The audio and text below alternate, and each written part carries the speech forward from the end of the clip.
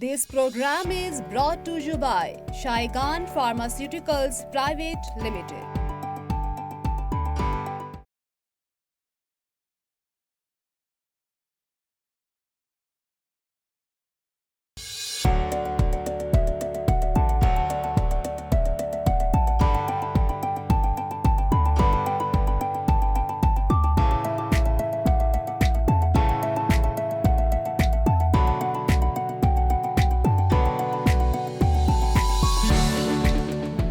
السلام علیکم ناظرین، پروگرام صحت زندگی میں خوش آمدید۔ میں ہوں آپ کا میزبان ڈاکٹر عامر محمود۔ ناظرین، آج ہم جس موضوع پر گفتگو کریں گے وہ ذیابیطس یا شوگر سے ریلیٹڈ ہے، اور اس میں کون کون سی ٹائپس ہوتی ہیں، کیا کیا علامات ہوتی ہیں، کیا کیا دورس کمپلیکیشنز ہو سکتی ہیں، اور کس طریقے سے آپ ان کی روک تھام کر سکتے ہیں۔ اور جن ایکسپرٹ کو ہم نے آج اسٹوڈیو میں دعوت دی ہے وہ پاکستان کے مایہ ناز اینڈوکرائنالوجسٹ ہیں، پائنیئر اینڈوکرائنالوجسٹ بھی میں کہہ سکتا ہوں، پروفیسر ڈاکٹر اے ایچ عامر صاحب، جو کہ فارمر ہیڈ آف ڈپارٹمنٹ تھے حیات آباد میڈیکل کمپلیکس پشاور میں۔ اس کے علاوہ سر ایکس پریزیڈنٹ بھی رہ چکے ہیں پاکستان اینڈوکرائن سوسائٹی، اور پریزیڈنٹ الیکٹ ہیں south Asian federation of endocrine societies. Welcome to the show sir. شکریہ، thank you very much sir. بہت مہربانی۔ اچھا سر، ہم سادہ سی ابھی عوام الناس چونکہ اس پروگرام کو دیکھ رہے ہیں تو ان کی آگاہی کے لیے کہ ڈائبٹیز عام لوگوں کو تو یہی پتہ ہے کہ ذیابیطس یا شوگر ہو گئی ہے، لیکن ٹیکنیکلی اس کی آپ بہتر جانتے ہیں کہ اس میں اس کی اقسام ہوتی ہیں۔ سر وہ کون کون سی براڈ کیٹیگریز ہیں ڈائبٹیز کی جس سے ہمارے عوام آج کل سفر کر رہے ہیں؟ شکریہ عامر صاحب، شکریہ فار انویٹیشن۔ ڈائبٹیز عام عوام کے لیے میں یہی ڈیفائن کر دوں گا کہ 4 میجر اقسام ہوتی ہیں۔ اس میں پہلی جو ہوتی ہے اس کو ہم ٹائپ 1 کہتے ہیں، اور ٹائپ 1 وہ ڈائبٹیز ہوتی ہے یا وہ ذیابیطس ہوتی ہے جن میں انسولین کی کمی ہوتی ہے، جو کہ سٹارٹ ہوتی ہے اور پھر بالکل ختم ہو جاتی ہے۔ سٹارٹ میں تھوڑی کمی ہوتی ہے، پھر اس کے بعد ختم ہو جاتی ہے۔ تو انسولین باڈی کا ریگولیٹر ہے گلوکوز میٹابولزم کی، جو ہم گلوکوز کنزیوم کرتے ہیں اس کو میٹابولائز کرنے کے لیے انسولین چاہیے ہوتی ہے۔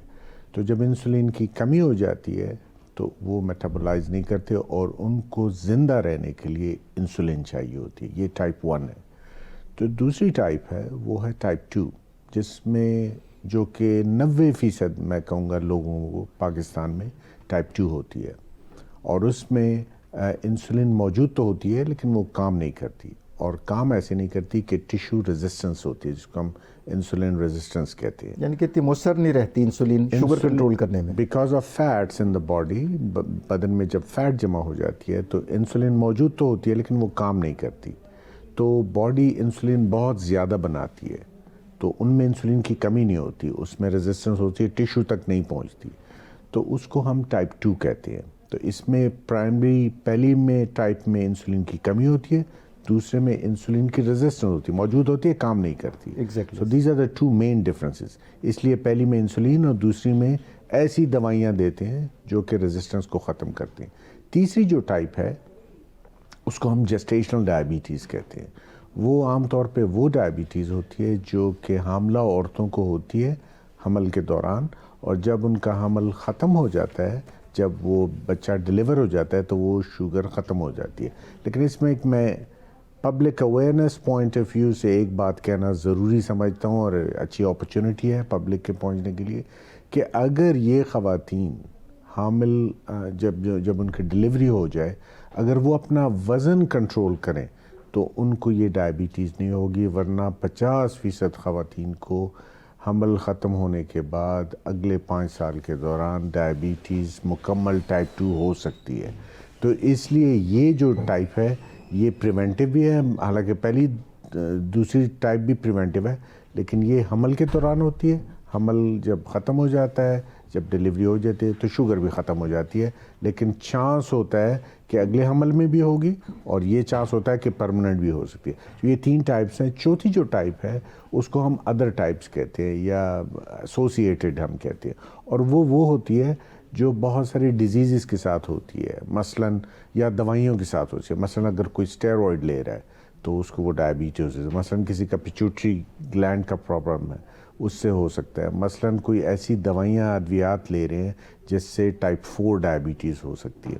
تو یہ 4 مین اقسام ہیں، لیکن پبلک کی نالج کے لیے type 2 is the most commonest 90%، باقی 5-6% ٹائپ 1 ہے، اور پھر حاملہ اور وہ لوور لیول پہ آتی ہیں. تو یہ 4 براڈ کیٹیگریز تو ہیں. زیادہ تر سر اس کا مطلب ہے کہ جو لوگوں کو لاحق ہو رہا ہے وہ ٹائپ 2 ڈائبٹیز ہی ہم سیفلی کہہ سکتے ہیں. پاکستان میں بھی اور دنیا میں بھی دس از دا موسٹ کامنسٹ فارم.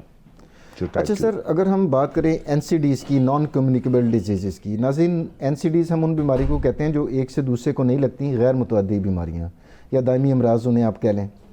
اگر این سی ڈیز کی سر اگر ہم بات کریں تو اس میں شرح اموات کے حوالے سے ڈائبٹیز کا کتنا نمبر آتا ہے سر پوری دنیا میں؟ این سی ڈیز اب دنیا میں بھی اور پاکستان میں بھی they have crossed communicable disease, جیسا کہ آپ نے کہا. اچھا، اس سے زیادہ ہو چکی ہیں، اور اس میں جو مین پرابلم آتی ہیں وہ 2-3-4 ہیں. تو اس میں کارڈیو واسکولر ڈیزیز آتے ہیں، اس میں مینٹل ڈیزیزز آتے ہیں، اس میں کینسرز آتے ہیں، اس میں ٹوبیکو اسموکنگ آتے ہیں، اور اس میں ڈائبٹیز آتی ہے. اب اگر آپ براڈلی اسپیکنگ دیکھیں تو یہ سارے لائف سٹائل کے ڈیزیز ہیں، موسٹ آف دیم. تو اس لیے ڈائبٹیز جو ہے یا کارڈیو واسکولر، ڈائبٹیز میں ڈیتھس ہوتی ہیں، کیونکہ ہم ڈائبٹیز کی بات کریں، میں اسی کانٹیکس میں بات کروں گا. تو کیونکہ ہم ڈائبٹیز کی بات کر رہے ہیں تو ڈائبٹیز سے جو ڈیتھ ہوتی ہے وہ ایکچولی کارڈیو واسکولر کی وجہ سے پرائمریلی ہوتی ہے، یعنی دل کے امراض کی وجہ سے. اور پھر اس میں کڈنی کے امراض بھی آ جاتے ہیں ڈائبٹیز میں. اس میں ہارٹ کے علاوہ کڈنی کے، پاؤں کے، آنکھوں کے، وہ سارے ایڈیشن ہوتے ہیں، ملٹی آرگن انوالومنٹ ہو گئی، اور ان کی وجہ سے بھی اموات ہو رہی ہوتی ہے. اور لوگ شاید یہ سمجھ رہے ہیں کہ جی ہارٹ اٹیک سے فوت ہوئے ہیں، لیکن در حقیقت ہو سکتا ہے کہ ڈائبٹیز اس کی بنیادی وجہ ڈائبٹیز بھی بن رہی ہو. یہ ہم نے بہت کامن دیکھا ہے کہ لوگوں کی ڈائبٹیز ڈائگنوز ہی ہارٹ کے اٹیک کے بعد ہوتی ہے. بہت سارے لوگوں کی ان کو پتہ ہی نہیں ہوتا. تو 50 سے 60% اموات جو ہیں وہ ڈائبٹیز یا کارڈیو واسکولر ڈیزیزز کی وجہ سے ہو رہی ہیں، اور یہ سب لائف سٹائل چینجز کی ہیں، لائف سٹائل ڈیزیزز ہیں. اچھا سر، اس وقت آپ ماشاءاللہ ایکسپرٹ ہیں اس فیلڈ کے، تو کوئی اعداد و شمار ہمارے پاس ہیں کہ اس وقت ہمارے ملک میں 24.5 کروڑ عوام میں جو کتنے مطلب کیسز ہوں گے جو لوگ ڈائبٹیز سے سفر کر رہے ہیں، اور سائلنٹ ملینز کتنے ہوں گے جن کو بھی پتہ ہی نہیں ہے کہ ان کو ڈائبٹیز ہے، یا بارڈر لائن جو ڈائبٹیز کا شکار ہوں گے جو آنے والے کچھ سالوں میں اس پول میں ایڈ اپ ہو جائیں گے؟ پاکستان کے جو عدد و شمار ہیں وہ ہمارے سروے کے بعد 2 سروے پاکستان میں بڑے سرویز ہوئے تھے، اس کے بعد یہ عدد و شمار بڑے ہیں. تو جو ہمارے عدد و شمار ہیں ایبسولوٹ تو نہیں ہے، لیکن جو پروجیکٹڈ ہے وہ تقریباً 34 ملین ہے، جس کا مطلب ہے 3.5 کروڑ کے لگ بھگ، جو کہ میرا خیال ہے اور یہ میرا پرسنل خیال ہے کہ یہ انڈر ایسٹیمیٹ ہے. ہمیں اس سے بھی زیادہ لوگ ہیں ڈائبٹیز جو کہ کنفرم ڈائبیٹک ہیں، اور تقریباً اتنے ہی لوگ ہیں جو کہ انڈائگنوز ہیں یا جن کو پری ڈائبٹیز ہے، جس کو ہم کہتے ہیں، یعنی ان کو ڈائبٹیز ہونے والی ہے اور وہ بارڈر پہ ہیں، اور وہ اگر لائف سٹائل نہ بدلا تو ڈائبٹیز ہو جائے گی. تو ہمارے لیے پاکستان کا ملک جو کہ ترقی پذیر ملک ہے، جہاں پہ ہماری جو اسٹرینتھ ہے، اس ملک کی جو اسٹرینتھ ہے وہ یوتھ ہے. اینڈ انفارچونیٹلی اگر آپ کی یوتھ میں یہ ڈائبٹیز آ جائے تو وہ پروڈکٹیو ایئرز ہوتے ہیں ان کے. ایگزیکٹلی ہماری اسٹرینتھ ہماری یوتھ ہے، اور انفارچونیٹلی یوتھ میں بیکاز ڈائبٹیز بڑھ رہی ہے، بیکاز اوبیسٹی بڑھ رہی ہے، اس بات پہ بھی خیر ہم آگے بات کر لیں گے. تو ڈائبٹیز بہت بڑھ رہی ہے، اور ہمارے جو پروڈکٹیو ایئرز ہوتے ہیں وہ اس سے زیادہ بھی ہوتے ہیں، لیکن 20 سے 45 سال کے درمیان ہوتے ہیں. اور اگر اس پروڈکٹیو ایئرز میں آپ کے اتنے ڈائبیٹک ہوں اور اتنے پری ڈائبیٹک ہوں اور انڈائگنوز ہوں اتنے ہی، یعنی 34 ملین یا 3.5 کروڑ، تو آپ امیجن کر سکتے ہیں کہ اس کا دھچکا ہماری اکانومی پہ کتنا بڑا ہوگا سر؟ بہت بڑا ہوگا. اور کتنا افیکٹ کرے گی ہمیں، یہ بہت زیادہ ہے. تو آئی تھنک اس کانٹیکس میں یہ ٹاپک بہت امپورٹنٹ ہے from public health perspective. Exactly sir, کہ 3.5 کروڑ تو وہ ہو گئے جو رپورٹ ہو چکے ہیں، جو کویکس کے پاس، ستائیوں کے پاس مریض جا رہے ہیں جن کو شوگر ہے بھی، وہ تو اس کیٹیگری میں نہیں آ رہے. True. تو میرا خیال ہے کہ شاید خدا نخواستہ یہ فگر 4.5 کروڑ کے راؤنڈ نہ ہو سر، انفارچونیٹلی. اسی طرح، اور میں نے جیسا کہ کہا کہ یہ ڈاکومنٹڈ فگر ہے، لیکن میرا خیال ہے، میرا پرسنل اوپینین ہے کہ یہ انڈر ایسٹیمیٹ، اس سے بہت زیادہ ہے، بہت زیادہ ہوگی سر. اچھا سر، اگر ہم دیکھیں تو ساؤتھ ایشیا سے اگر ہم کمپیئر کریں تو پاکستان، انڈیا، بنگلہ دیش، سری لنکا، اس میں ہمارے یہاں تناسب کتنا ہے؟ آئی ہرڈ کہ we are the highest unfortunately in it. Unfortunately, a number for which I am not proud and we should not be proud. Of course, we are we number shouldn't. one.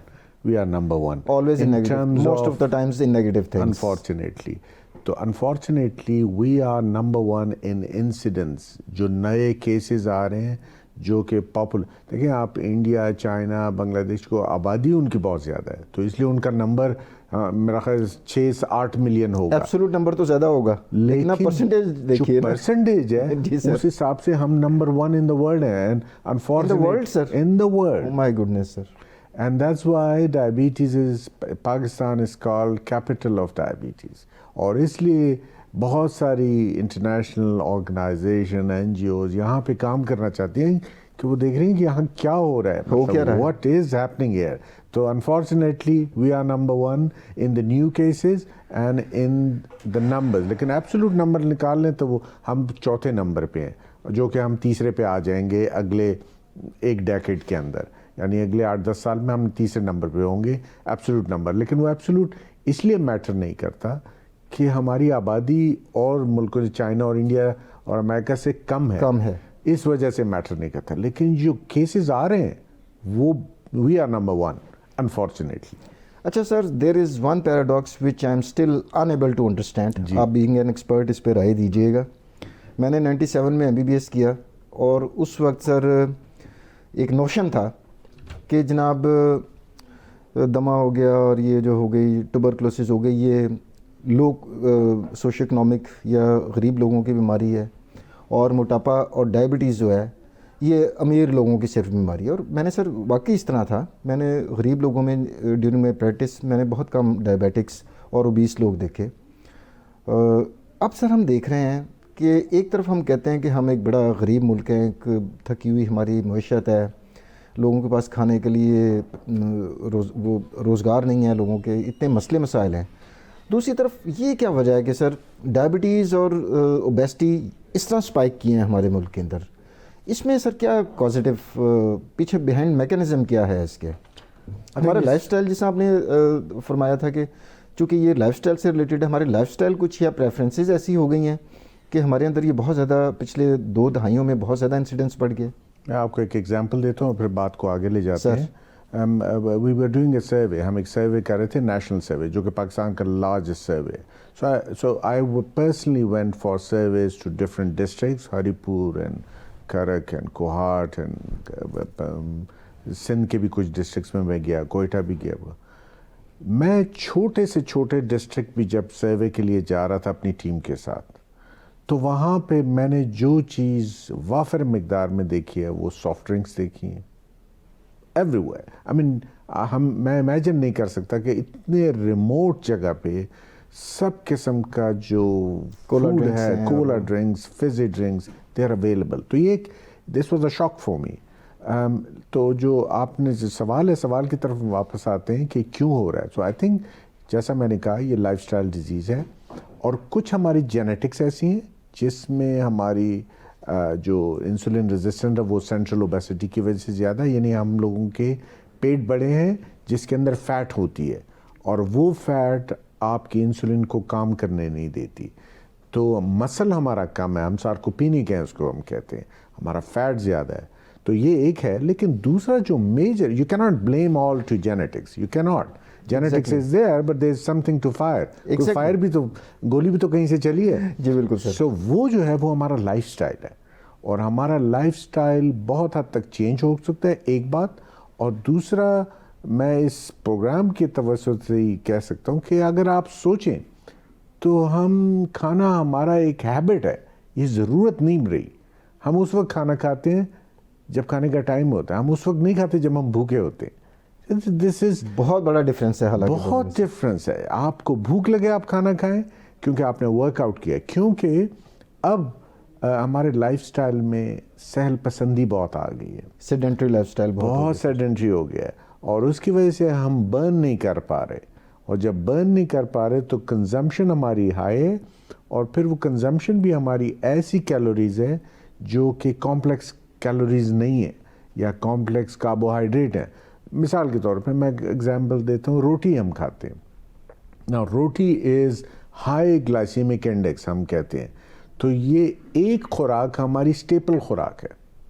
آپ کہتے ہیں نا اکثر, میں districts میں بھی جاتا ہوں, اسٹینڈرڈ ہے وہ جی, میں تو ایک ہی روٹی کھاتا ہوں, ایک ہی روٹی, زیادہ کھاتا ہی نہیں, میٹھا کھاتا ہی نہیں, ایک روٹی کھا لیتا ہوں. ایگزیکٹلی. تو روٹی از a high glycaemic index food, اور پھر ہم اس کے اوپر اور جو ظلم کرتے ہیں وہ یہ کرتے ہیں کہ وہ وائٹ آٹے کی ہوتی ہے, وہ اور مسئلہ ہے. سو آئی تھنک یہ تو ایک وہ ہو گیا. پھر ہماری فیٹ, پھر ہماری ڈیپ فرائیڈ خوراکیں وہ بہت زیادہ ہے, اور یہ ڈیپ فرائیڈ فیٹ والی جو فوڈ ہیں, جو کھانے ہیں, جو کہ ہماری لائف سٹائل میں آ گئے ہیں, گھروں میں بھی ہیں, مالز پہ بھی ہیں, ہر جگہ ہیں, that is another addition to our problem. So I think یہ ساری چیزیں, پلس ہمارا ایکسپینڈیچرز آف انرجی جو ہے وہ بہت کم ہو گیا ہے. ابھی مثال کے طور پہ, اب کب آپ اٹھ کے ٹی وی چینج کرتے ہیں؟ ریموٹس ہیں, ریموٹ ہے, بیٹھے بیٹھے آپ کر رہے ہیں. تو ٹی وی تو پہلے بھی تھا, لیکن چینج کرنے کے لیے بھی آپ کو ٹی وی کے پاس. اب تو حالات یہ ہیں کہ کسی کو گھر سے پک کرنا ہو تو ہم اتنا تردد نہیں کرتے کہ گاڑی سے نکل کر بیل بجائیں اور موصوف کو بلا لیں. ہم گاڑی میں بیٹھے بیٹھے کال کرتے ہیں ویری رائٹلی کہ جناب آ جائیں, میں نیچے پہنچ گیا ہوں. Very rightly said. ہر جگہ مالز کے اندر لفٹس اور ایسکیلیٹرز لگے ہوئے ہیں. We don't prefer staircase. بالکل اسی طرح. اور اسی طرح موٹر سائیکلوں کی بھرمار ہے, اور وہ جو سائیکل کلچر ہے وہ ختم ہوگا. آپ ویسٹرن ملکوں میں جائیں, سائیکل کی لینز بنی ہوئی ہیں, وہاں پہ لوگ سائیکل چلاتے ہیں. یہ کلچر ختم ہو, دے ٹیک اے پرائڈ. ایبسلیوٹلی. تو یہ ٹیک پرائڈ. پرائم منسٹر ہے, پریزیڈنٹ ہے. آئی ایم ناٹ پوائنٹنگ, کیونکہ ہمارے اور حالات سر, وی کی ناٹ ڈینائی اٹ. وی کی ناٹ. آپ ویسٹرن یورپین ملکوں میں جائیں, they take a pride in going on a bike, on a bicycle. اور لیکن ہمارا کلچر ہے, چلے ہمارے حالات بھی ایسے ہیں, لیکن جنرلی عموم عام کے طور پہ بہت سہل پسند ہو گئے ہم, بہت سہل پسند ہو گئے. اینڈ آئی تھنک یہ ایک ایلیمنٹ جو ہے وچ از ایڈنگ, جس کو کہتے ہیں نا کہ adding fuel to the fire. بالکل اسی طرح. تو I think so yes, genetics are there, but then there are lifestyle changes which is, جو کہ ہمارے ہاتھ میں, یہ سہل پسندی ہمارے ہاتھ میں, ہم وہ اوائڈ نہیں کرے تو کیلورک بھی بہت ہو گئی, رچ فوڈ بھی ہو گیا, فیٹس بھی ہو گئی, اور پھر سہل پسندی بھی ہوگی. تو بیلنس تو ہونا. All ingredients for a big disaster. We are in the making. بالکل ایسے ہی ہے انفارچونیٹلی.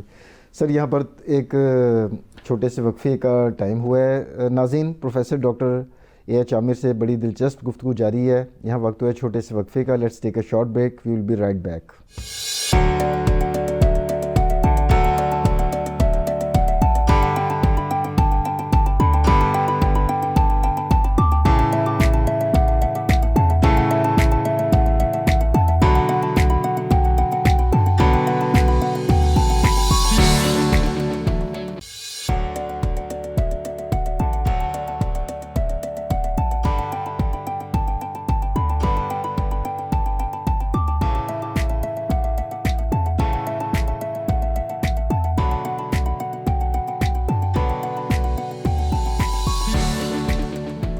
ویلکم بیک ناظرین.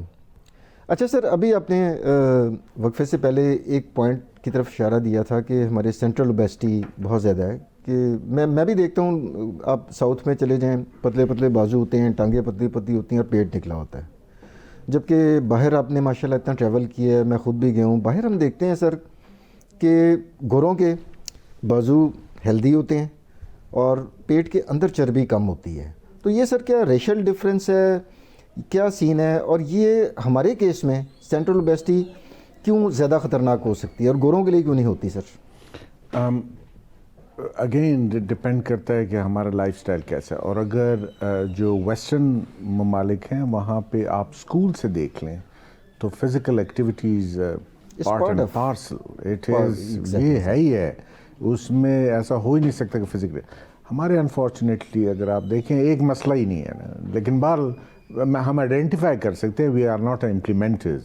لیکن اگر اسکولز ہیں تو چھوٹے چھوٹے اسکولز ہوں گے اور وہاں پہ فزیکل ایکٹیویٹی کی جگہ ہی نہیں ہے. I remember my school days, بہت بڑے بڑے گراؤنڈس تھے, سو ختم ہو گئے سر, وہ ختم ہو گئے, قصہ پارینہ ہو گیا سر وہ تو. اسی طرح سو اب اسکول میں فزیکل ایکٹیویٹی یا فزیکل ایکٹیویٹی کی کلاس ہی نہیں ہوتی ہوگی. تو جو آپ نے ریفر کیا تو ویسٹرن سوسائٹی میں یہ فزیکل ایکٹیویٹی ہے, تو اس لیے ان کا مسل میس, مسل بڑھ رہا ہوتا ہے. جبکہ ہم دیکھیں مسل خدا نے یوز کرنے کے لیے دیا ہے, we are not using it exactly. So what we call is, ہماری جو وزن ہے وہ سارکوپینک اوبیسٹی ہے, جس میں مسل کم ہے اور فیٹ زیادہ ہے, اور فیٹ از اٹریکٹڈ ٹورڈز ایبڈومن فرسٹ. اور جو ایبڈومن میں ہے ہم نے بہت ساری ریسرچ پبلش ہوئی ہیں کہ جب ڈیکس اسکین کرتے ہیں تو خاص کر تو ہمارا ویسرل فیٹ ویسٹرنرز کے مقابلے میں بہت زیادہ ہوتا ہے. تو بیکاز آف دیٹ ہماری انسولین ریزسٹنس زیادہ ہے, اور جب کہ ویسرل فیٹ جب زیادہ ہوتا ہے, ریزسٹنس زیادہ ہوتی ہے, تو chances of diabetes are very high. And I think that's a main difference. اگر آپ کسی کا وزن 70 کلو ہے جو کہ ویسٹرنر ہے اور ہمارا 70 کلو ہے, تو اس 70 کلو میں مسل زیادہ ہوگا اور ہمارے چربی زیادہ ہوگی, اس میں چربی زیادہ ہوگی. اور بہت ساری ایگزامپل, ہمارے بہت سارے دوست ہیں باہر کام بھی کیا ہے, جب کارڈک بائی پاسز ہوتے ہیں تو ہمارے دوست ہیں جو کہ بائی پاس کرتے ہیں, جو کہ سرجنز ہیں, وہ کہتے ہیں جو ہمارے ویسٹرنرز کے مقابلے میں جو مسل ہوتا ہے وہ بہت کم ہوتا ہے, اور ہارٹ کے اراؤنڈ سارا فیٹ ہوتا ہے. And that is so unfortunate. So I think it all, یہ تو میں وجہ بتا رہا ہوں, لیکن وجہ جو ہے, جو کاز ہے وہ وہی ہے کہ ہمارا سیڈنٹری لائف اسٹائل ہے. انلیس اینڈ انٹل ہم اس کو چینج نہ کریں, اور آپ کے پروگرام کے توسط سے میں پھر ایڈوانٹیج لیتا ہوں کہ ہم تو گزر گئے, ہماری نیشن تو گزر گئی, لیکن جو ہمارے ینگسٹر ہیں I think we need to Gen Z جو ہے سر, وہ تو گیجٹس میں ایسی الجھی ہوئی ہے کہ فزیکل سپورٹس تو اب ختم ہو گئی سر. تو اس میں ہم نے انویسٹ کرنا ہے. We need to get them physically active, otherwise تو the disaster is in the making, اور پھر تو بہت مشکل ہو جائے گا. آلریڈی ہم نمبر 1 ہیں, اور اگر یہ ہماری نئی جنریشن جو کہ فزیکلی ایکٹیو نہیں ہے تو ان میں اگر یہ فیٹ اور یہ بیماریاں اور چائلڈہڈ اوبیسٹی بھی بہت زیادہ بڑھ رہی ہے. جی ایگزیکٹلی سر. اچھا سر, بچہ فطرت کے اوپر پیدا ہوتا ہے, یا فیکٹری سیٹنگ کہہ لیں کہ ایک چیز آئی ہے تو فیکٹری سیٹنگ ہے, اللہ تعالیٰ نے بالکل قدرت نے اس کو ایک ایبسولوٹ فارم میں پیدا کی ہے. تو پیٹ کے اندر چربی کا تو تصور ہی نہیں ہے بچے کے اندر, لیکن جیسے سے عمر بڑھی تو اب پیٹ کے اندر ہم دیکھیں تو سر اتنا بڑا ہمارا معدہ ہے, کچھ 6 میٹر کی آنتیں ہیں, اسی کے اندر لیور بھی ہے, پیچھے گردے بھی ہیں, ایک کلوزڈ جگہ ہے نا سر. تو آپ نے اس طرح فرمایا کہ اگر اس میں چربی سے بھر گیا ہے وہ, تو وہ ان آرگنز کو بھی متاثر کرے گا, اور وہ پھر کافی زیادہ میٹابولک سنڈروم کی طرف, اس طرح کے چیزوں کی طرف چلا جائے گا سر معاملہ. جی ہاں, جیسے میں نے ہارٹ کا کہا, اور سب سے بڑا جو لیبارٹری ہے باڈی کی وہ لیور ہے. اور اگر لیور کے اوپر فیٹ آئے, جس کو ہم فیٹی لیور کہتے ہیں, جو کہ اگر آپ راہ چلتے کبھی کریں اس میں بھی سب فیٹ بڑھا ہوا ہے. تو جو ایڈیپوسٹی ہے اس میں لیور کی ایڈیپوسٹی یا لیور کا جو فیٹ ہے, فیٹ کانٹینٹ ہے, وہ بہت امپورٹنٹ ہے. انفیکٹ لیور کے جگر کے امراض اس وجہ سے بھی بہت بڑھ رہے ہیں کہ ہم دیکھتے ہیں کہ ہم بلیم کرتے رہے بہت عرصے تک بی, سی اور delta and all that viruses کو, کافی پیچھے چلے گئے, وہ بہت پیچھے چلے گئے. ایگزیکٹلی. اب ہمارا فیٹ جو ہے وہ ہمارے لیور ڈیزیز کو کنٹرول کر رہا ہے. اور اگین نان کمیونیکیبل ڈیزیز میں جو NCD کی آپ نے بات کی, آئی تھنک اس میں یہ فیٹ کا role in liver is of prime importance. اور سملرلی یہ جب میٹابولک کیسکیڈ جب شروع ہوتا ہے تو لیور سے لے کے آرٹریز اور آرٹری سے لے کے ہارٹ اور kidneys and so on and so forth. So yes abdomen کے اندر جو چربی ہے خاص کر لیور کی اور اومنٹم کی, یہ ایک ڈیٹرمنٹل چیز ہے. میں کیونکہ ہمارا پروگرام عام پبلک دیکھے گی تو میری ایڈوائس یہ ہے کہ جو بھی ڈاکٹر ہے اس سے مشورہ کر کے دیکھیں کہ ان میں فیٹ کانٹینٹ کتنا ہے اور اس فیٹ کو لوز کرنا ہے, اور اس کے بے شمار فوائد ہیں including prevention of these non communicable diseases. یہ جو امراض ہیں جس میں ایون اب تو یہ بات بھی طے ہو چکی ہے اور فائنلائز ہو چکی ہے کہ بہت سارے کینسرز جو ہیں وہ چربی سے ہوتے ہیں, جس میں گٹ کا یوٹرس کا کینسر, گٹ کا cancer, colon cancer, they are because of the fat. اور ڈائبٹیز تو ایک اپنی جگہ رہی, لیکن بیکاز آف فیٹ یہ کینسرز ہوتے ہیں. تو ایون کینسرز کی بھی کازیشن میں فیٹ کا حصہ ہے. تو اس کا مطلب ہے کہ سر آپ جیسے ایکسپرٹ جو اینڈوکرینالوجی میں کام کر رہے ہیں, تو یہ جو ڈایابیسٹی ٹرم آج کل کچھ پاپولر ہو رہی ہے کہ ڈائبٹیز پلس اوبیسٹی کا جو کمبو ہے, لیتھل کمبو میں تو کہوں گا, یہ پاکستان میں اس وقت انفارچونیٹلی بہت بڑا ایک کرائسس سچویشن پیدا کر سکتا ہے سر. بالکل اسی طرح, بالکل کمبو آف بوتھ. ہاں, کیونکہ ہم ڈائبٹیز میں تو نمبر 1 ہے, اوبیسٹی میں ہم پرابیبلی, لیکن کوئی ریئل سروے ہوا نہیں, ہم نمبر 9 ہیں. لیکن اگر ہم ان دونوں کو ملا لیں تو وی آر نمبر 1. تو لیکن اگین میں یہ کہوں گا کہ ہمارا کیونکہ سرویز اتنے, یہ جو ایک ہی سروے ہم نے کیا تھا جو کہ بہت بڑا تھا 18,000 سبجیکٹ پہ ملک کا, تو یہ جو اوبیسٹی ہے وہ فگر آئی تھنک ہمارے انڈر ایسٹیمیٹ ہیں. اور اسی فگر کے اندر اگر آپ سینٹرل اوبیسٹی ڈال دیں تو وی آر ریئلی ہائی. اگر سینٹرل اوبیسٹی, کیونکہ سینٹرل اوبیسٹی کے آپ کو صرف ایک فیتہ لے کے پیٹ کا ناپ لینا ہوتا ہے, دیٹس اٹ. اور اس میں کوئی آپ نے اسکین نہیں کرنا, کوئی BMI نہیں کرنا, کوئی ہائٹ نہیں کرنی.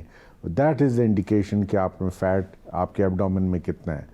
تو اگر آپ کے سینٹرل اوبیسٹی زیادہ ہے تو I think that is a big risk. اچھا sir, coming back to diabetes, as a clinician آپ کے پاس جیسا آپ نے فرمایا کہ زیادہ تر جو لوگ ہیں وہ لیٹ ڈائگنوسس کے ساتھ آ رہے ہوتے ہیں, سالوں سال سے ڈائبٹیز چل رہی ہے اور ان کو پتہ ہی نہیں ہوتا. ویسے تو اس کی کوئی واضح علامات نہیں ہیں, لیکن کچھ لوگوں میں کوئی خاص علامات, ریڈ فلیگز ایسے ہوتے ہیں جو جب وہ آبزرو کریں تو ان کو تھوڑا سا وارننگ بیلز بجنی چاہیے کہ جناب یہ ڈائبٹیز ہو سکتی ہے, and they should get them cells checked by the doctor. جیسا کہ آپ نے خود ہی پارٹلی بتا دیا کہ اس کے کوئی علامات خاص کر ٹائپ 2 کی کوئی نہیں ہے. ٹائپ 1 کی ہیں جو کہ پانی پینا, بھوک لگنا, ویٹ لاس ہونا, لیکن ٹائپ 2 جو کہ موسٹ کامنسٹ فارم ہے اس کی کوئی علامات نہیں. ہاں, ایک ریڈ فلیگز ہیں. وہ ریڈ فلیگز کیا ہیں؟ ایسی خواتین جن کو جسٹیشنل ڈائبٹیز ہوئی ہے, یہ ان کے لیے ریڈ فلیگ ہے, ان کو ڈائبٹیز ہو سکتی ہے. So they've got to be careful. ایسے لوگ جن کی فیملی میں فرسٹ ڈگری ریلیٹیوز ہیں جن کو ڈائبٹیز ہے, اٹس اے ریڈ فلیگ. اس کا مطلب موروثیت ایڈ ہو گئی. بالکل ایڈ ہو گئی. Right sir. ایسے لوگ جن کی عمر 40 سے زیادہ ہو گئی, ان میں chances of diabetes is high, so red flag.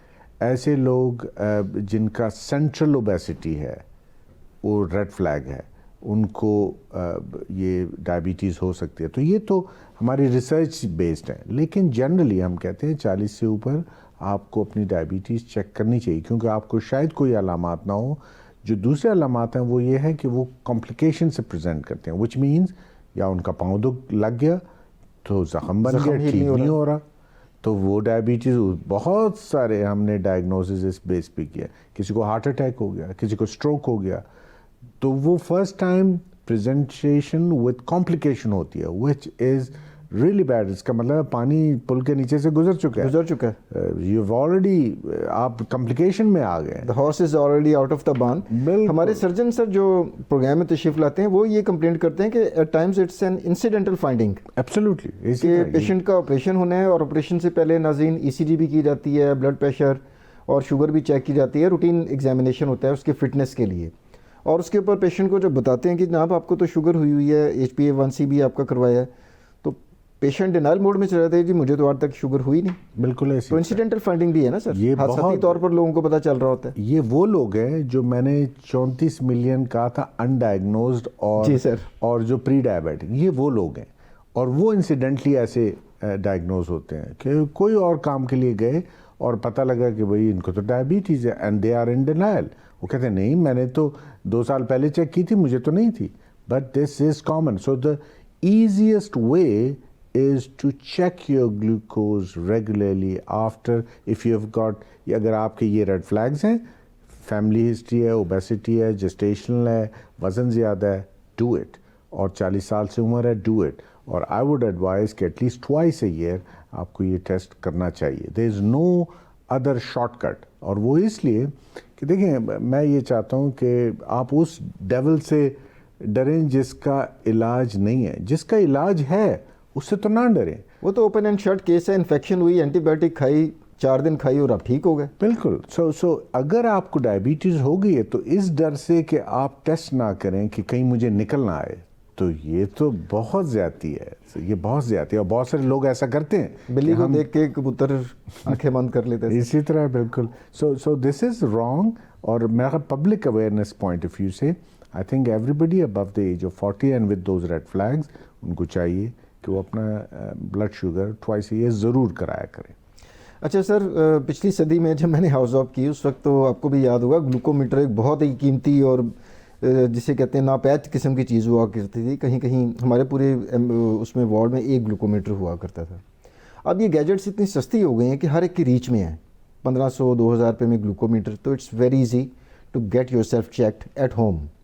اس کے علاوہ سر کون سا ایسا ٹیسٹ آپ گولڈ اسٹینڈرڈ ٹیسٹ ریکمینڈ کرتے ہیں پبلک کو کہ جس سے ان کو ایک کلو مل جائے کہ جناب میرا ڈائبٹیز میں مطلب بارڈر لائن ہوں, نارمل ہوں, پری ڈائبٹیز ہے, یا مجھے فل بلون ڈائبٹیز ہوئی ہے. وہ کون سا ایسا ٹیسٹ ہم پبلک کو ایڈوائز کر سکتے ہیں سر؟ اگر آپ جنرل پبلک کی بات کرتے ہیں تو دیکھیں 2-3 ٹیسٹ ہیں, لیکن جنرل پبلک کے لیے ابھی بھی گولڈ اسٹینڈرڈ جو ہے وہ اورل گلوکوز ٹالرنس ٹیسٹ ہے.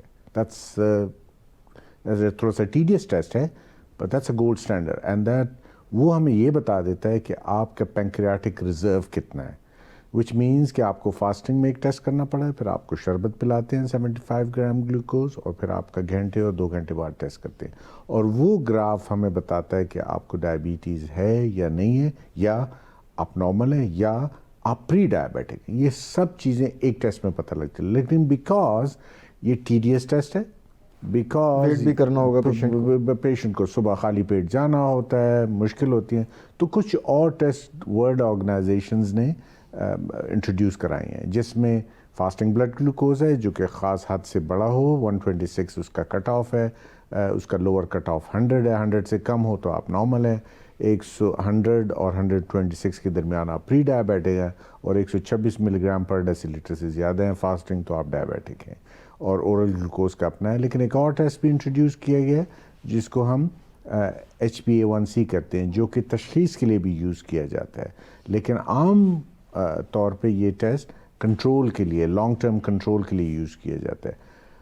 وہ ٹیسٹ میں عام پبلک کو اس لیے نہیں بتانا چاہتا کہ اس کو ابیوز نہ ہو, کیونکہ اس کی اسٹینڈرڈائزیشن بہت زیادہ کروشل ہے.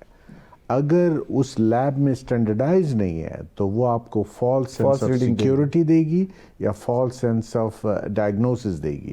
تو اس لیے اگر وہ کوئی اسٹینڈرڈائز, جو اچھی لیبز ہیں, اسٹینڈرڈ لیبز ہیں, وہ اسٹینڈرڈائز ہیں, تو وہ اگر 6.5 یا اس سے اوپر ہے تو آپ ڈائبیٹک ہیں, اگر 5.7 سے کم ہے تو آپ نان ڈائبیٹک ہیں, اور 5.7 اور 6.4 کے درمیان ہے تو آپ پری ڈائبیٹک ہیں.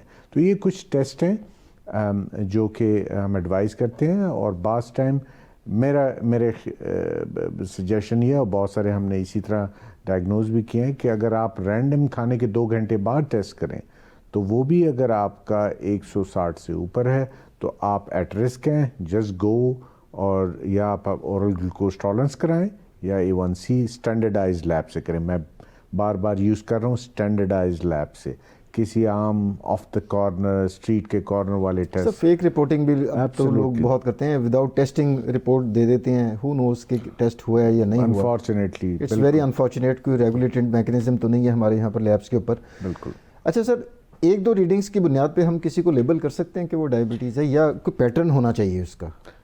ہاں دیکھیں, ہم اکثر یہ کہتے ہیں کہ یا تو آپ کا جو ایک دو پوسٹ پرانڈل لیولز ہوں جو کہ ہائی ہوں, تو اس کے لیے پھر ہم یہ کہتے ہیں کہ آپ کے سمٹم ہونے چاہیے. تو سمٹم کیونکہ ٹائپ 2 میں ہوتے نہیں ہیں, لیکن بعض دفعہ ٹائپ 2 میں بھی سمٹمز آ جاتے ہیں. وہ سمٹم کیا ہوتے ہیں؟ وہی جو ٹائپ 1 کے ہوتے ہیں, جب انسولینوپینک ہو جاتا ہے, یا تھکاوٹ ہوتی ہے جنرلی ٹرمز, یا ویٹ لاس ہو رہا ہے, یا ویٹ بڑھ رہا ہے اور تھکاوٹ بہت ہو رہی ہے, تو یہ چیزیں چیک کریں. سو سمٹم اگر ہوں, پولی یوریا ہو, پیشاب زیادہ آ رہا ہو, بھوک لگ رہی ہو, تو وہ اگر سمٹم ساتھ ہوں یا کوئی کمپلیکیشن ہو گئی ہو, تو پھر اس پہ بھی ہم ڈائگنوز کرتے ہیں.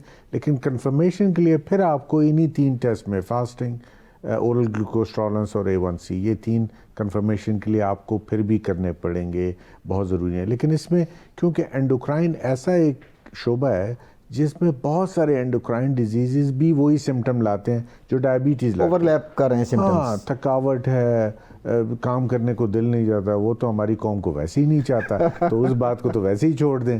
ہمارا تو ڈیفینیشن یہ ہے کہ کام وہ اچھا جس میں کوئی کام نہ کرنا ہو. پڑے. ایگزیکٹلی.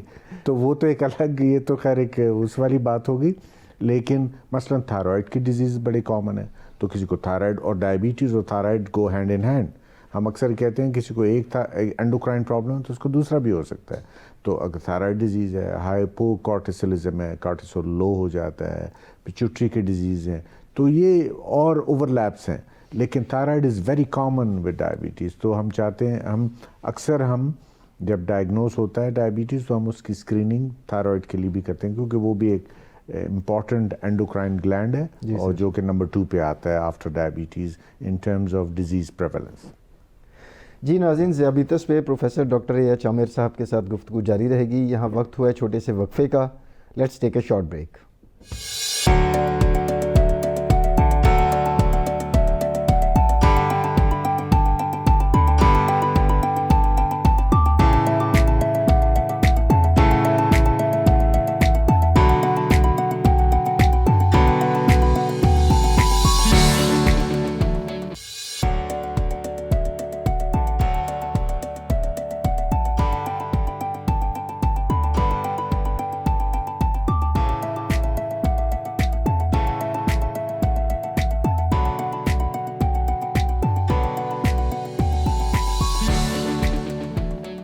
ویلکم بیک ناظرین. اچھا sir, diabetes is called mother of all illnesses. ناظرین, الامراض ہم کہتے ہیں ذیابیطس کو. تو سر سے پوچھتے ہیں کہ اگر ہم سر سے شروع کریں اور پاؤں تک جائیں تو کون کون سی ایسی بیماریاں ہیں سر جو ڈائبٹیز کی وجہ سے جنم لے رہی ہوتی ہیں؟ ناٹ اے سنگل آرگن از اسپیئرڈ. ہر وہ کوئی استثناء حاصل نہیں ہے کوئی کسی آرگن کو استثناء حاصل نہیں. اور وہ میں اس بنیاد پہ کہہ رہا ہوں کہ ہر وہ عضو جہاں پہ خون جاتا ہے وہ افیکٹڈ ہوگا. وہ تو ہر جگہ جا رہا ہے سر, چاہے وہ بال ہے, چاہے وہ ناخن ہے.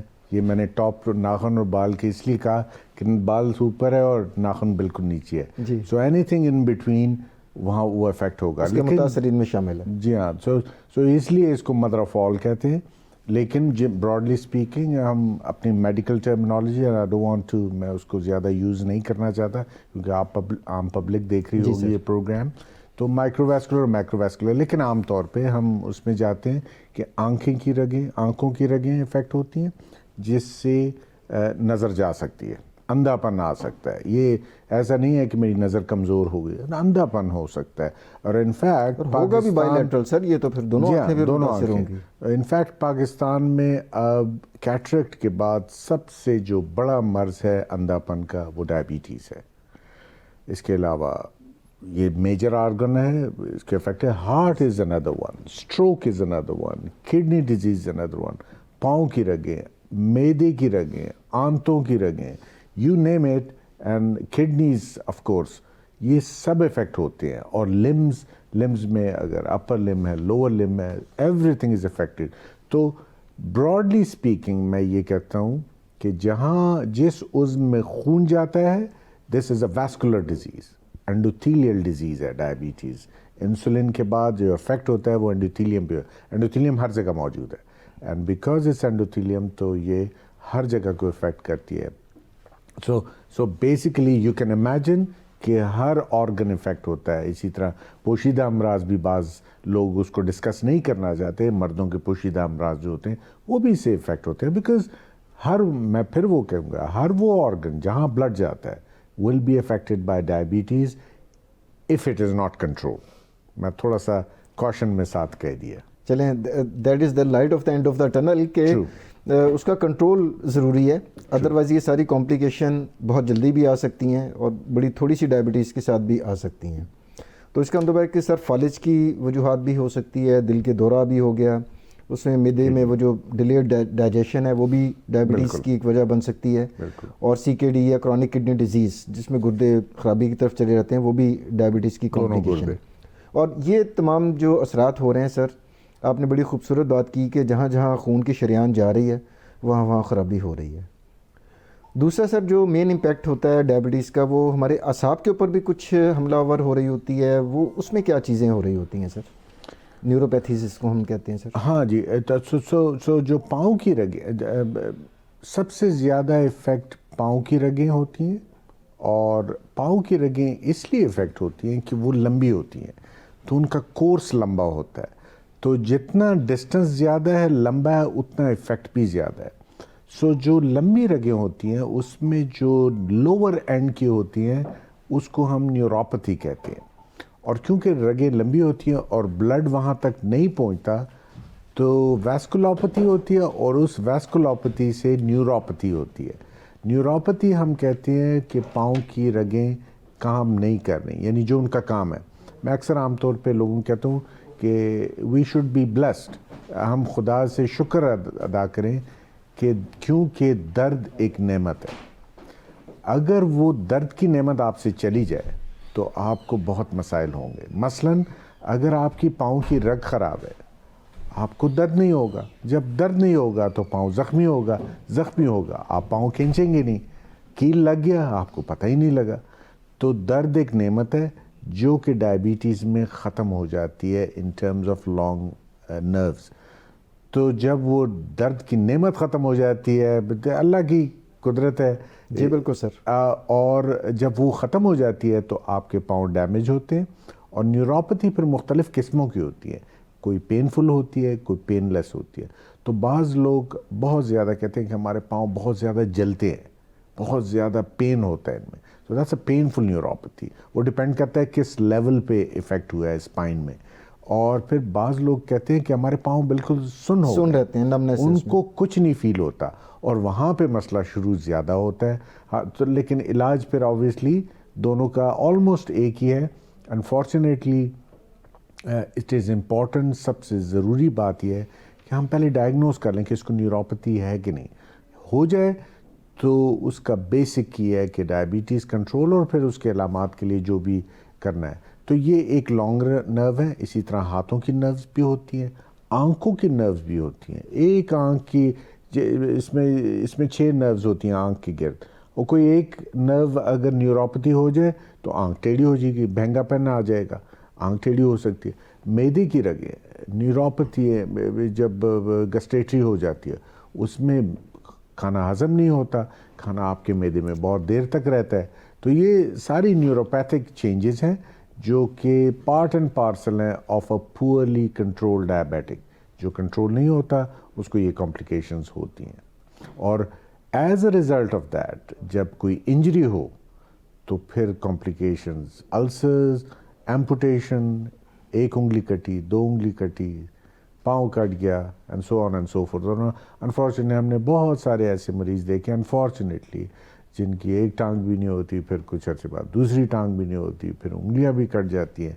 और अगेन दैट इज़ जहाँ पे खून जाएगा, और अगर वहाँ पे न्यूरोपैथी भी है, क्योंकि जो नर्व्स होती हैं उनको भी खून मिलता है, वो भी उस पर चलती हैं। Exactly, it's again a vascular problem जो कि न्यूरोपैथी की शेप में सामने आता है। अच्छा सर, दर्द का एहसास आपने बड़ा अच्छा पॉइंट उसमें हाईलाइट किया कि दर्द को आमतौर पर एक नेगेटिव कॉनोटेशन पब्लिक के जहन में आती है। तो दर्द एक बहुत बड़ी नेमत है, ख़ास तौर पर डायबिटीज़ के हवाले से, اور جس طرح سر آپ نے فرمایا کہ ڈائبیٹک کو ایک شوگر کے مریض کو کیل چبھ جاتی ہے اور اسے احساس بھی نہیں ہوتا درد کا، تو اس طرح سے وہ اگنورڈ رہے گا اور وہ پھر ظاہری بات ہے اس کا ٹریٹمنٹ بھی نہیں کروائے گا، وہاں پر انفیکشن بھی ہوگی، اگین سیپسس ہو سکتا ہے، ایپسس ہو سکتا ہے. تو یہ ایمپوٹیشن کا سر تھوڑا سا ایلیبریٹ کر دیجیے گا کہ ایمپوٹیشن کی ضرورت کس سٹیج کے اوپر آ کر ہمیں پڑ جاتی ہے؟ اس میں ایک تو بیکاز کہ وہ ڈسیبلٹی تو ہو جاتی ہے نا سر. بالکل absolutely. So the best treatment is prevention obviously. سو اگر کسی کو شوگر ہے اور وہ کنٹرول نہیں ہے تو دا چانسز کہ اس کو نیوروپیتھی ہوگی وہ بہت ہائی ہے. اور اگر نیوروپیتھی ہوگی تو بلڈ ویسلز افیکٹ ہوں گے، تو اگر انجری ہوگی اس کا پتہ نہیں لگے گا تو وہ السر بنے گا، اور جب السر بنے گا تو پھر السر کے لیے سیپسس ہے. انفارچونیٹلی ہمارا سیٹ اپ ایسا ہے کہ ہمارے پاس مریض بہت لیٹ آتے ہیں. ہمارے ٹرشری لیول کے ہاسپٹلس پہ، ٹیچنگ ہاسپٹلس میں لوگ بہت لیٹ آتے ہیں، تب تک بات بہت بڑھ چکی ہوتی ہے. تو جب وہ گینگرین ہو جاتا ہے، جس کو کالا پن کہتے ہیں، جب کالا ہو جاتا ہے تو اس کا بلڈ سپلائی بھی کمپرومائز ہو جاتی ہے، نرو بھی خراب ہو گئی، ہڈی تک پہنچ جاتا ہے، اور پھر انفارچونیٹلی اس کی ٹریٹمنٹ ایمپوٹیشن ہی ہوتی ہے، یعنی کاٹنا ہی ہوتا ہے. کیونکہ پھر اس کی سیپسس ساری باڈی میں اگر چلی جائے تو پھر کڈنی بھی فیل ہو سکتی ہیں، پھر ہارٹ کا فیلئر بھی ہو سکتا ہے. وہ سب ایک کیسکیڈ ہے. اسی طرح سو نیوروپیتھی آپ اس اندازے سے بھی لے لیں کہ اگر نیوروپیتھی پاؤں میں ہو تو یہ ہوتا ہے، کڈنی میں ہو تو بلڈ فلو افیکٹ ہوتا ہے، ہارٹ میں ہو تو ہارٹ اٹیک ہوگا، درد نہیں ہوگا، پین لیس ہوگا.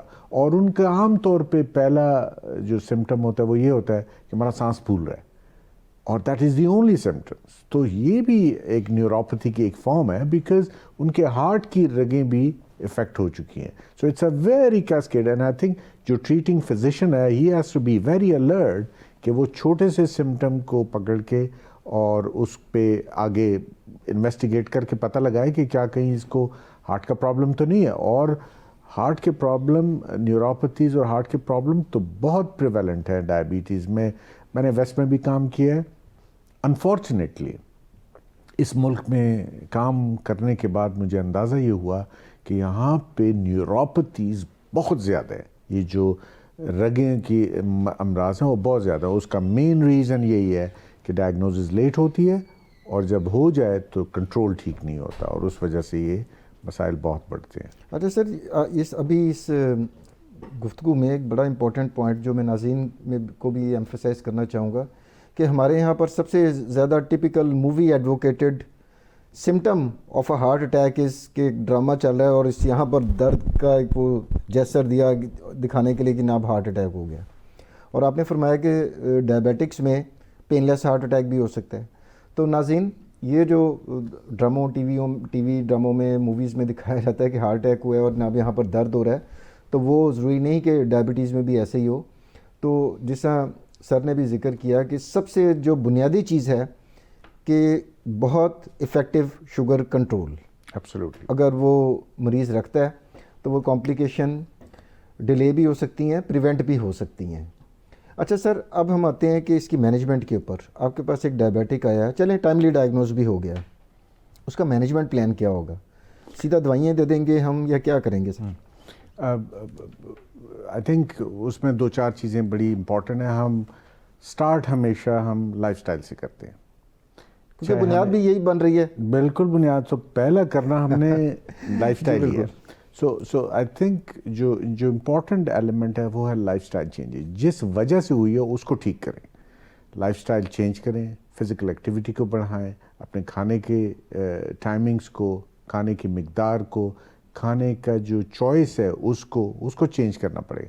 انلیس وی ڈو دیٹ باقی چیزیں سیکنڈری ہیں. اور میں پھر یہ دوبارہ بات کرتا ہوں کہ ہمارے پاس آج کل بہت ایڈوانس دوائیاں آ گئی ہیں، بہت اچھی دوائیاں آ گئی ہیں. لیکن آپ جو مرضی دوائی لے لیں، جو مرضی آپ گائیڈ لائنز لے لیں، جو مرضی آپ کسی ملک کی، امریکہ ہے کہ یورپ ہے، اس کی گائیڈ لے لیں، اس میں پہلی بات لائف سٹائل ہوگی، اس میں پہلی بات دوائی نہیں ہوگی. تو ہمارے ناظرین کے لیے یہ بات بہت ضروری ہے کہ اگر ان کا یہ خیال ہے کہ ایک پل دوں گا اور اس سے سب ختم ہو جائے گا، ایسا نہیں ہوگا. So life style is most important. دوسری امپورٹنٹ بات جو میں یہ کہتا ہوں وہ ہے نالج آف ڈائبٹیز. تو I am really congratulate you کہ آپ لوگوں نے اس ٹاپک کا انتخاب کیا. اس کے ذریعے ہم نالج ڈلیور کر رہے ہیں. تو جو ڈائبیٹک ہے اس کو ایک تو لائف اسٹائل چینج کر, دوسرا اس کو نالج دینی ہے کہ بھائی تمہارے مسائل کیا ہوں گے, what problems you can end up with, آپ کو کیا کیا ہو سکتا ہے. تو knowledge of diabetes is another pillar. The third pillar is of course treatment, جس میں دوائیاں ہیں, جس میں کچھ اورل ڈرگز ہیں, اور پھر چوتھا ہے مانیٹرنگ. تو ہم بہت مختلف قسم دوائیاں دیتے ہیں, جیسے کہ ٹائپ 2 میں میں نے کہا ریزسٹنس ہے تو ریزسٹنس کی دوائیاں دیں گے. لیکن الٹیمیٹلی یہ ایک مت ہے جو کہ میں یہیں پہ کلیئر کر لوں, شاید آپ کے ذہن میں سوال ہو بعد میں, اس کو ادھر ہی کلیئر کر لوں کہ یار میں تو ٹائپ 2 ہوں, مجھے کیوں انسولین دے رہے ہیں. وہ اس لیے کہ جیسے انسان کی ایج ہوتی ہے, اس کا بدن کمزور ہوتا ہے, اس کے بال سفید ہوتے ہیں, اس کی نظر کمزور ہوتی ہے, اسی طرح لبلبہ بھی کمزور ہو جاتا ہے. تو جو انسولین وہ کل مثال کے طور پہ میں کہہ رہا ہوں 1 لیٹر بنا رہا تھا, ہو سکتا ہے اب آدھا لیٹر بنا رہا ہو, پھر 250 ml بنا رہا ہو, تو انسولین کی کمی ہو جاتی ہے. تو ٹائپ 2 کو بھی بعض ٹائم انسولین کی ضرورت ہوتی ہے. تو اس میں مریض کا قصور نہیں ہے, ڈاکٹر کا قصور نہیں ہے. دس از اے پروگریسو ڈیزیز, اور اس پروگریسو ڈیزیز میں یہ ضرورت پڑ سکتی ہے. تو یہ تو ایک ایلیمنٹ ہے, life style, knowledge, treatment with drugs یا انسولین اور مانیٹرنگ. لیکن 2-4 چیزیں اور بڑی امپورٹنٹ ہیں کہ ڈائبٹیز کی مینجمنٹ صرف شوگر کی یا گلوکوز کی کنٹرول نہیں ہوتی, اس میں کچھ اور چیزیں بھی آتی ہیں, جس میں بلڈ پریشر مانیٹرنگ بہت امپورٹنٹ ہے, جس میں کولیسٹرول کی مینجمنٹ بہت امپورٹنٹ ہے, جو کہ پارٹ اینڈ پارسل ہے. اور اگر وہ اسموکنگ کرتے ہیں تو اسموکنگ کا کوئٹ کرنا بہت ضروری ہے, اسموکنگ کو چھوڑنا. اور بعض ٹائم ہم anti lipids, anti platelet drugs بھی دیتے ہیں جو کہ ہارٹ کو پریونٹ کرتے ہیں. تو صرف ڈائبٹیز کنٹرول نہیں ہوتا, اس میں بلڈ پریشر, کولیسٹرول, اسموکنگ کے سیسیشن, اور پھر بعض ٹائم اینٹی پلیٹلیٹ ڈرگز بھی دینی پڑتی ہیں. تو یہ ایک پورا کمپریہنسو مینجمنٹ پلان ہوتا ہے. بالکل. تو بعض دفعہ آپ ہی کے پروگرام کی طرف سے آئی ایم سو گلیڈ کہ آپ نے یہ انیشیٹو لیا کہ یہ وہ بعض دفعہ کہتے ہیں جی لیکن مجھے تو بلڈ پریشر نہیں ہے, مجھے کیوں دوائی دے. اب بلڈ پریشر کا جو کٹ آفس ہے وہ ڈائبیٹکس کے لیے بہت اسٹرکٹ ہے, ایگزیکٹلی کم ہے. تو اگر اس کا تھوڑا سا بھی سسٹولک بڑھا تھا ہمیں دینا پڑتا ہے, ایک تو بلڈ پریشر کے لیے, دوسرا کڈنی کو پروٹیکٹ کرنے کے لیے, تو وہ ہمیں دینا پڑتا ہے. اسی طرح کولیسٹرول کا لیول, وہ کہتے ہیں مجھے تو جی کوئی مسئلہ نہیں ہے, لیکن وہ cholesterol is detrimental for the diabetic, اس لیے ہمیں اس کی دوائی دینی پڑتی ہے. تو بعض دفعہ مریض یہ دوائیاں چھوڑ دیتے ہیں اور اس کی وجہ سے پھر مسائل پیدا ہوتے ہیں. اچھا سر, اب ہم پروگرام کے اختتام کی طرف جا رہے ہیں, اور ذیابیطس چونکہ ہمارا موضوع گفتگو تھا, تو میں چاہوں گا کہ ٹیک ہوم میسج آپ ہمارے عوام الناس کو, ویورز کو, پبلک کو کیا دینا چاہیں گے اس کے اوپر سر؟ بہت شکریہ. آئی تھنک سب سے پہلی بات تو یہ ہے کہ ڈائبٹیز, میں عام طور پہ یہ کہنا چاہوں گا ایک اچھی نیوز کے ساتھ, وہ یہ ہے کہ میرے خیال میں ذیابیطس کے لوگ زیادہ لمبی عمر زندہ رہتے ہیں. وہ اس لیے رہتے ہیں کہ اگر وہ اپنے لائف سٹائل کو چینج کر دیں, جو پرفیکٹ لائف سٹائل ہے, جو لائف سٹائل ہم چاہتے ہیں کہ ہر ایک انسان اپنائے, اگر وہ اپنائیں تو ان کی لائف لمبی ہوگی. تو دیٹس اے پازیٹیو نوٹ. تو امپورٹنٹ بات یہ ہے کہ ڈائبیٹک کے لیے کہ آپ نے نالج آف ڈائبٹیز رکھنا ہے. آپ کو اگر پتہ ہے کہ آپ کو ڈائبٹیز ہو گئی ہے تو اس کو کنٹرول لائف سٹائل سے کرنا ہے, اینڈ لائف سٹائل سے اوپر کوئی چیز نہیں ہے. اس کے بعد اگر آپ کو کوئی دوائی تشخیص کی گئی ہے یا کوئی ٹریٹمنٹ دی گئی ہے تو اس کو مانیٹر کرنا, اس کو استعمال کرنا, اور اپنے ڈائبٹیز کے کنٹرول کے لیے گاہے بگاہے جو آپ کا ڈاکٹر ہے اس سے ملنا, تاکہ آپ کو پتہ ہو کہ آپ کی ڈائبٹیز کس سمت میں جا رہی ہے. اس کے لیے ریگولر ٹیسٹنگ اور لائف سٹائل اور دوائیاں سب امپورٹنٹ ہیں. اگر یہ ہو آپ میں تو دیر از نو ریزن, مجھے کوئی ایسی وجہ نظر نہیں آتی جس کی وجہ سے ڈائبیٹکس اپنی لائف کو مکمل طریقے سے جی نہیں سکتے. اسی طرح اگر آپ کو کوئی کمپلیکیشن ہو جائیں تو کمپلیکیشنز کا بھی علاج اگر ٹائم پہ کیا جائے, چاہے وہ ہارٹ کا پرابلم ہے, چاہے وہ کڈنی کا ہے, چاہے وہ رگوں کا پرابلم ہے, چاہے نیوروپیتھی ہے, آئی ڈیزیز ہے, یہ سب پریونٹیبل ہے، اور اگر آپ کی ڈائبٹیز کنٹرول ہو تو یو ول لیو لانگر اور آپ کمپلیکیشن فری بھی ہو سکتے ہیں. شکریہ. آخر میں ناظرین میں پروفیسر ڈاکٹر اے ایچ عامر کا تہہ دل سے مشکور ہوں کہ سر پشاور سے خصوصی طور پر اس پروگرام میں آپ لوگوں کو آگاہی دینے کے لیے تشریف لائے. امید کرتا ہوں کہ آج کی ایپیسوڈ آپ کو پسند آئی ہوگی. اگلے پروگرام تک کے لیے ڈاکٹر عامر کو اجازت دیجیے. اللہ حافظ.